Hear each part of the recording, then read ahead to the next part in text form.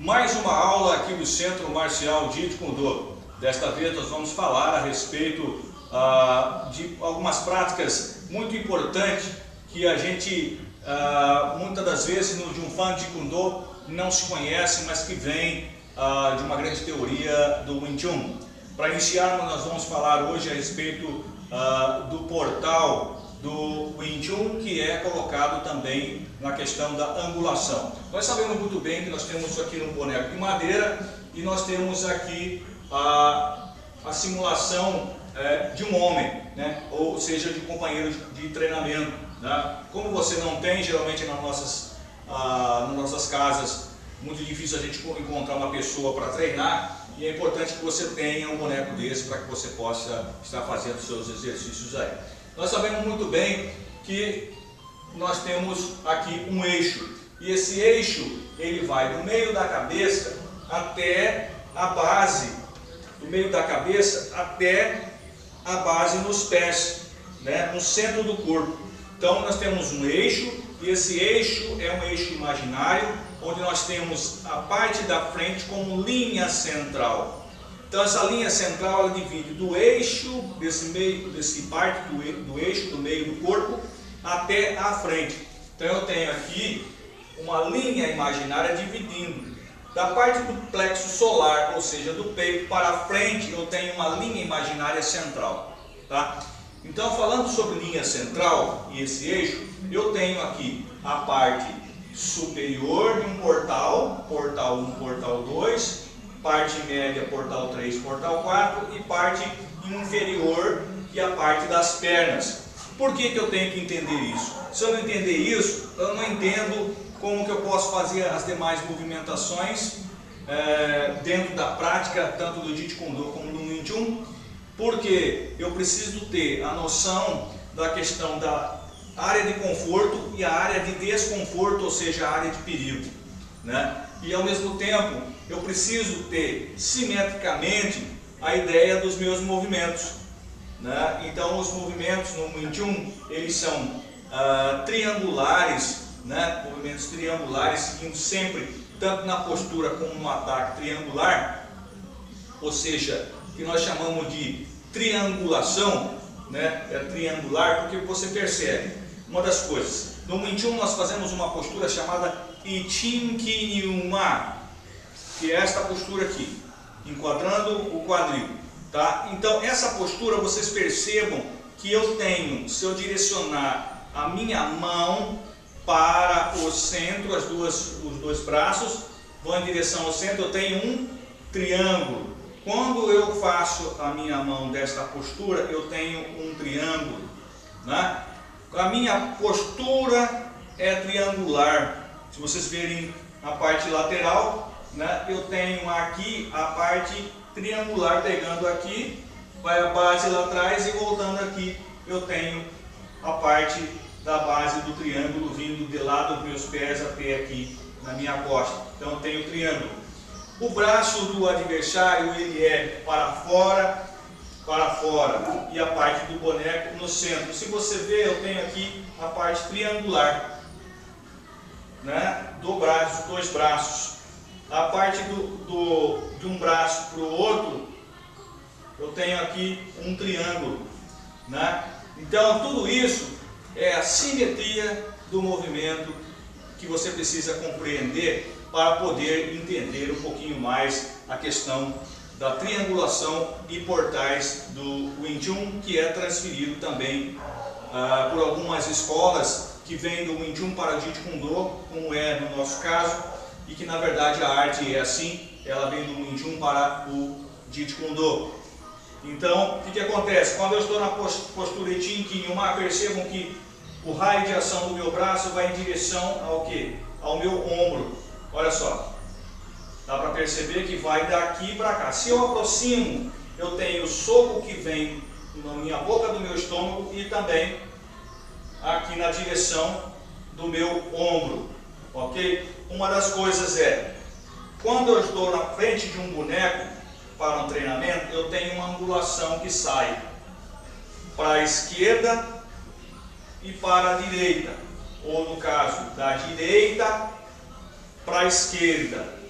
tá? Então a minha saída é para lateral, para eu poder fazer qualquer movimento no boneco ou com o meu adversário.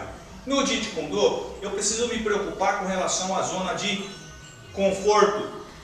Aqui eu estou na minha zona de conforto ou zona de interceptação. Quando eu estou querendo fazer um movimento interceptativo, automaticamente o adversário vai ter a sensação de que você está distante, que ele não tem perigo. Para você também, a mesma coisa, você tem a sensação de não ter perigo, mas o adversário não sabe a capacidade que um praticante de Jump Fan Jeet Kune Do, né, tem com relação à interceptação, porque ele vai sair do raio de ação onde ele está, ou seja, da linha onde ele está, e vai direto ao oponente, né, ao adversário. Então eu tenho aqui minha perna direita e a perna esquerda, e quando eu vou em direção a ele, eu vou aproximar. Ah, professor, mas como é que eu faço? Eu vou ter que aproximar quando o cara está socando? Sim, por que não? Né? Por que você vai retrair? Então vai para frente, e com esse movimento, quando eu vou para frente, eu vou fazer o Pak-Sao, né? E desferir qualquer outro golpe que eu quiser. Mas se eu faço um movimento simplesmente só girando um pouquinho a cintura, ou só fazer isso, eu não consigo. Então eu tenho que atingir, abaixa-se um pouco e eleva-se o braço na cabeça do adversário. Minha mão que está aqui, automaticamente eu tenho que ir em direção, no sentido, em linha reta, respeitando isso, girando o meu tronco, e eu tenho um soco já desferido na cabeça, onde eu não coloco meu corpo para lá e nem muito para cá. Tem gente que gosta de fazer movimento cinematográfico, mas é nesta posição que eu vou utilizar os meus ataques, ok? Então, uma das coisas que eu quero passar para vocês é a questão do Pak-Sao. Nós vamos falar sobre Pak-Sao. O que significa Pak-Sao? Pak-Sao é uma limpeza diária, onde eu tenho a minha linha central e eu vou limpar a minha área. Mas Pak-Sao, ele não é feito assim, ó, puxar para baixo. Pak-Sao, ele é batido para a lateral. Olha só o movimento do meu braço. Se eu estico, agora eu não vou esticar simplesmente com a base da minha perna assim. Eu tenho que fazer um movimento girando o meu corpo para ir mais um pouco. E aqui eu tenho a linha central do meu corpo, onde está a parte aqui do plexo solar para frente, direcionando a linha reta. Eu vou angular o meu corpo, girando minha cintura. No Jeet Kune Do, eu só simplesmente vou levantar a perna lá.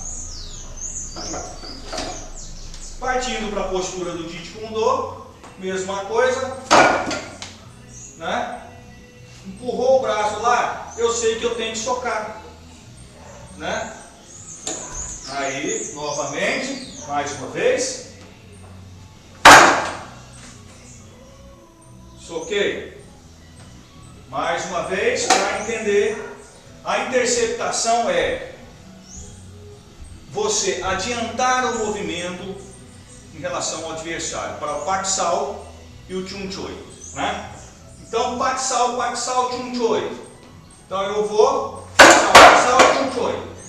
Então eu faço os dois movimentos, Pak-Sao, Pak-Sao, Chun Choi. Entro, Pak-Sao, Pak-Sao, Chun Choi.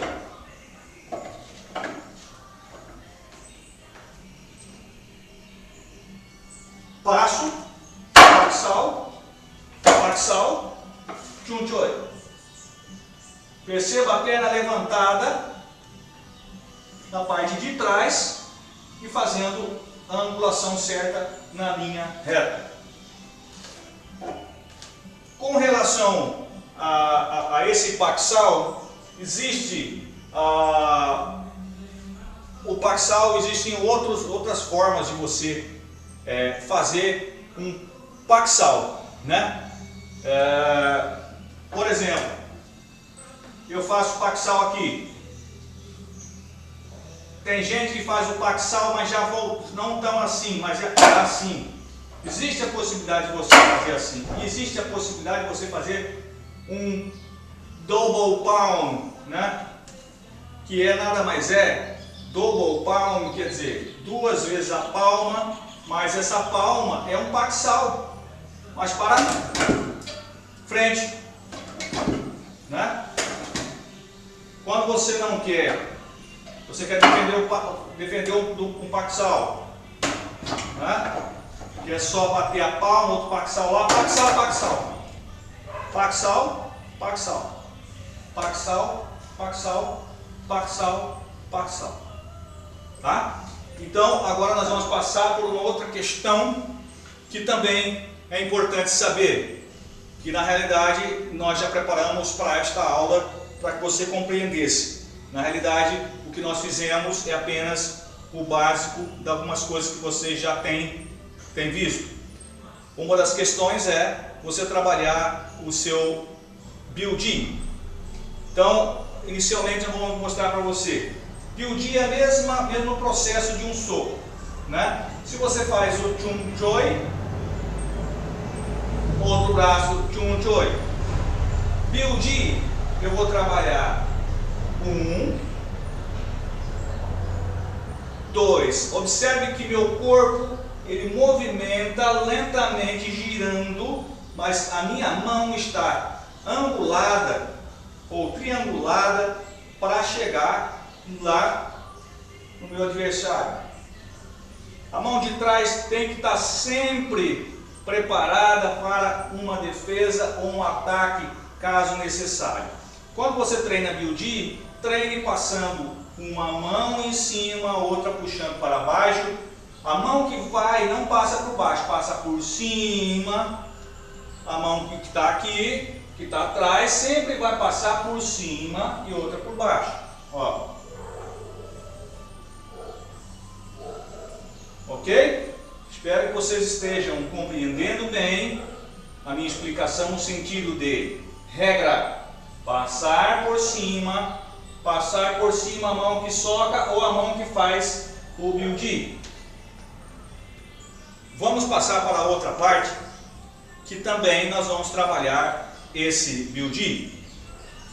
Uma das partes do build, eu tenho que fazer tanto um paxal, bill, paxal, defesa em bills, paxal, defesa em bill, paxal, defesa em bill, paxal, bill, sal, paxal, bill, sal, paxal, bill, sal.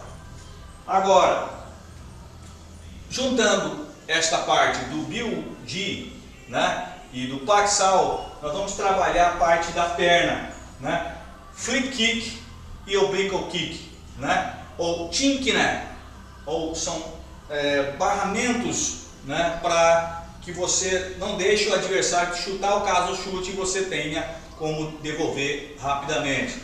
Então, nós ficamos na posição de Baijon. Eu vou fazer o flip kick e vou para o oblique kick, certo? Quando eu chuto lá, faço esses dois movimentos, ele tem que ser nesta parte aqui, que é a dobra da perna do adversário, tá? Então eu vou flip kick, oblique kick, flip kick, oblique kick. Olha lá, a postura da minha perna.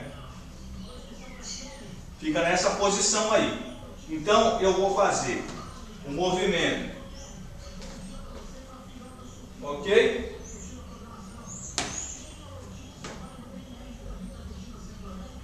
Tá? Se o adversário, quando você vai bater lá, o adversário socou com esta mão, você já vai fazer o que, ó? Parar. 1, 2. 1, 2, 3, 4.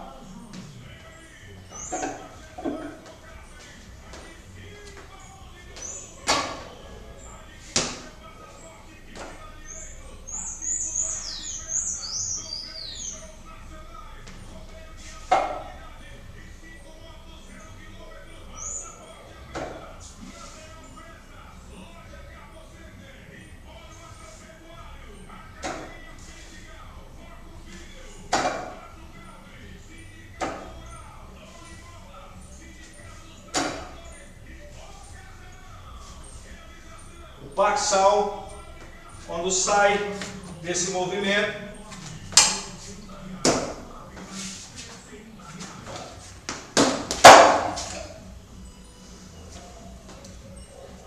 agora nós podemos fazer o seguinte, juntar ou com outra técnica, 1, 2, 3, 1, 2, 3,